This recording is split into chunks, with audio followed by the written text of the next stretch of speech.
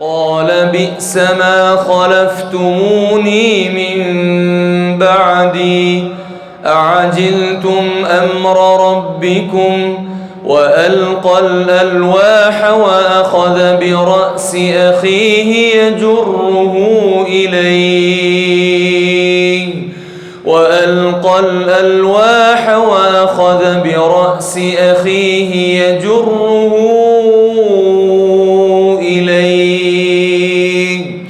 قال ابن أم إن القوم استضعفوني وكادوا يقتلونني فلا تشمت بي الأعداء